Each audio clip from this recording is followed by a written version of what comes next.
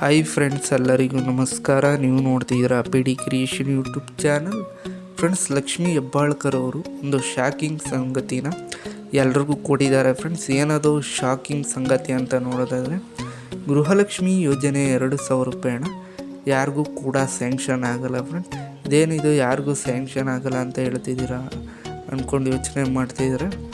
ಯಾರ್ಯಾರಿಗೆ ಹಣ ಬರಲ್ಲ ಗೃಹಲಕ್ಷ್ಮಿ ಯೋಜನೆ 2,000 ಯಾಕೆ ಬರಲ್ಲ ಮತ್ತು ಏನಕ್ಕೆ ಸ್ಟಾಪ್ ಮಾಡ್ತಿದ್ದಾರೆ, ಕಳೆದ 12-13ನೇ ಕಂತಿನ ಹಣ ಯಾಕೆ ಸ್ಯಾಂಕ್ಷನ್ ಮಾಡಿಲ್ಲ ಯಾರಿಗೂ, ಇದಕ್ಕೆ ಏನು ಕಾರಣ ಅಂತ ನೀವೇನಾದರೂ ತಿಳ್ಕೊಬೇಕಿದ್ರೆ ದಯವಿಟ್ಟು ವಿಡಿಯೋನ ಸ್ಟಾರ್ಟಿಂಗಿಂದ ಎಂಡಿಂಗ್ ತನಕ ಕೊನೆವರೆಗೂ ನೋಡಿ, ಸ್ಕಿಪ್ ಮಾಡದಂತೆ.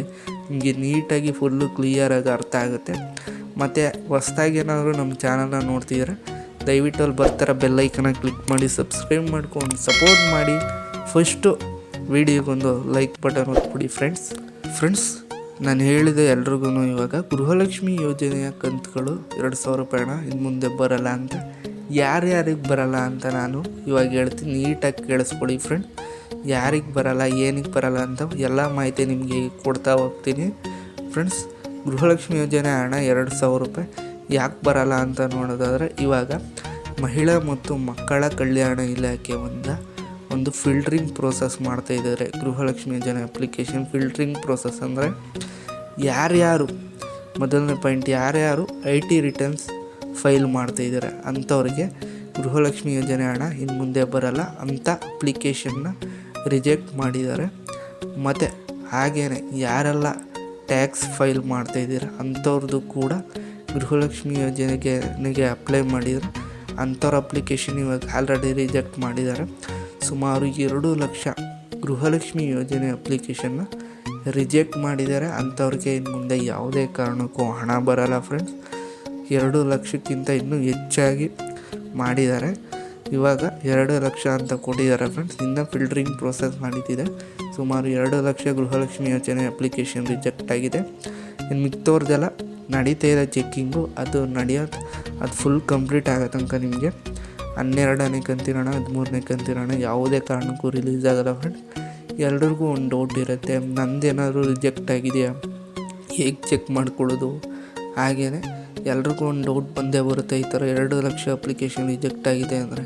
ಅಂಥವರೆಲ್ಲ ಏನು ಮಾಡಬೇಕು ಅಂದರೆ, ನಿಮಗೆ ಗೊತ್ತಾಗಿಲ್ಲ ಹೇಗೆ ಚೆಕ್ ಮಾಡ್ಕೊಳ್ಳೋದು ಅಂದರೆ ದಯವಿಟ್ಟು ಕಮೆಂಟ್ ಬಾಕ್ಸಲ್ಲಿ ಕಮೆಂಟ್ ಮಾಡಿ ಹೇಗೆ ಚೆಕ್ ಮಾಡ್ಕೊಳ್ಳೋದು ಅಂತ ನಾನು ನಿಮಗೆ ತಿಳಿಸ್ಕೊಡ್ತೀನಿ.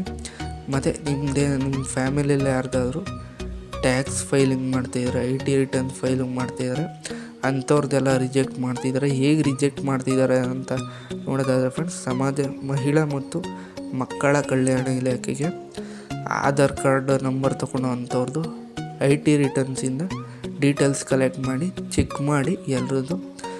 ಇನ್ ಕೇಸ್ IT ರಿಟರ್ನ್ಸ್ ಏನಾದರೂ ಫೈಲ್ ಆಗ್ತಿದ್ದಾರೆ ಅಂಥವ್ರನ್ನ ರಿಜೆಕ್ಟ್ ಮಾಡ್ತಾಯಿದ್ದಾರೆ ಫ್ರೆಂಡ್ಸ್. ಮತ್ತು ಎಲ್ಲ ಡೀಟೇಲ್ಸ್ನು ಚೆಕ್ ಮಾಡಿ ಮಾಡ್ತಾಯಿದ್ದಾರೆ. ಆಧಾರ್ ಕಾರ್ಡ್ ಇಟ್ಕೊಂಡು, ಆಧಾರ್ ನಂಬರ್ ಇಟ್ಕೊಂಡು, ಆಧಾರ್ ಕಾರ್ಡ್ ನಂಬರ್ ಇದ್ದರೆ ಅವರಿಗೆ ಎಲ್ಲ ಗೊತ್ತಾಗುತ್ತೆ. ಮತ್ತು ಇದೇ ಥರ ಪ್ರೋಸೆಸ್ ಇನ್ನೂ ಕಂಟಿನ್ಯೂ ಆಗುತ್ತೆ. ಇನ್ನು ತುಂಬ ಜಿಲ್ಲೆಯ ಗೃಹಲಕ್ಷ್ಮಿ ಯೋಜನೆ ಅಪ್ಲಿಕೇಶನ್ಗಳು ಚೆಕ್ ಮಾಡಬೇಕಾಗಿದೆ. ಆದ್ದರಿಂದ ಸದ್ಯಕ್ಕೆ 12ನೇ ಕಂತಿನ ಹಣ ಮತ್ತು 13ನೇ ಕಂತಿನ ಹಣ ರಿಲೀಸ್ ಆಗಿಲ್ಲ. ನೀವೇನು ಭಯ ಪಟ್ಕೋಬೇಡಿ, ನಂದು ರಿಜೆಕ್ಟ್ ಆಗಿರುತ್ತೋ ಇಲ್ಲವೋ ಅಂತ ಒಂದು ಸಲ ಚೆಕ್ ಮಾಡ್ಕೊಳ್ಳಿ. ಗೊತ್ತಾಗಿಲ್ಲ ಅಂದರೆ ನಾನು ಹೇಳಿದ್ನಲ್ಲ, ಕಮೆಂಟ್ ಬಾಕ್ಸಲ್ಲಿ ಕಮೆಂಟ್ ಮಾಡಿ, ನಾನು ತಿಳಿಸ್ಕೊಡ್ತೀನಿ. ಮತ್ತು ಇದೇ ಥರ ಬಿಗ್ ಅಪ್ಡೇಟ್ಸ್ಗಳಿಗೆ ದಯವಿಟ್ಟು ನಮ್ಮ ಚಾನಲ್ನ ಸಬ್ಸ್ಕ್ರೈಬ್ ಮಾಡಿ ಸಪೋರ್ಟ್ ಮಾಡಿ. ನಾನು ನಿಮ್ಮನ್ನ ನೆಕ್ಸ್ಟ್ ವೀಡಿಯೋದಲ್ಲಿ ಭೇಟಿ ಆಗ್ತೇನೆ. Thanks for watching friends.